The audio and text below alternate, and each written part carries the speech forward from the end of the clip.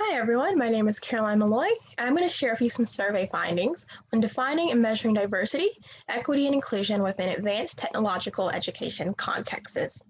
To give you a bit of background, STEM is important to the way in which we live, in the sense that it assists with how we address health concerns and climate change, for example. However, beneficial innovations are arguably a result of diverse thoughts and perspectives, hence the need for more minorities in STEM. However, they often aren't represented within these environments. So this is kind of the aim of the ATE program. By way of the National Science Foundation, they encourage faculty at two-year colleges and universities to recruit their students into STEM occupations. However, according to the National Academy of Sciences, in order to accomplish this, such programs should practice diversity, equity, and inclusion in order to do this. So this was kind of the purpose of this study. How are AT internal evaluators and PIs defining and measuring DEI within their work according to the NAS definition of diversity, equity, and inclusion? So in order to test this, we collected both quantitative and qualitative data in the sense that we asked participants some Likert scale questions on whether or not they practice these particular constructs, and if they do, how often, as well as how often do they measure it if it's practiced.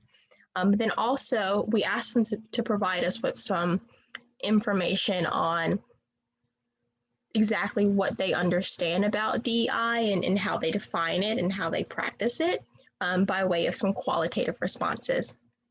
And in order to analyze this data, we use descriptive statistics and thematic analysis in order to code the qualitative responses for alignment with the NAS definitions of DEI.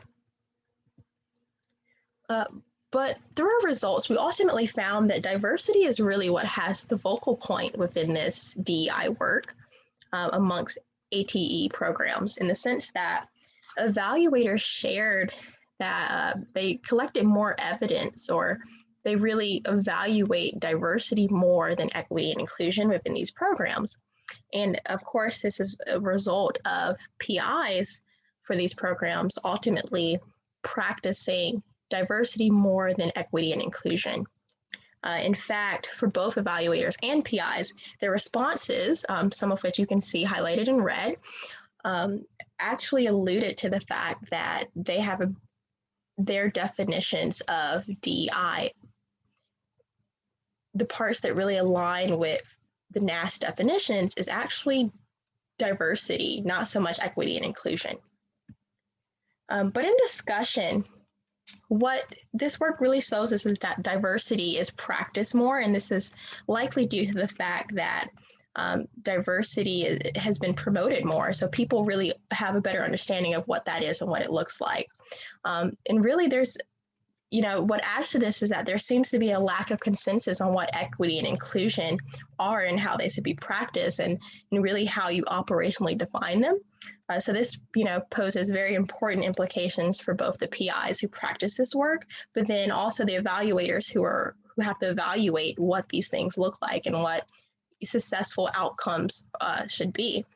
And arguably, the National Academy of Sciences should actually consider refining their definitions of equity and inclusion a little bit, in the sense that equity, although equal opportunities are important, you have to take into mind that students that are underserved are typically disadvantaged when it comes to their access to these resources. So they should actually have sort of a heightened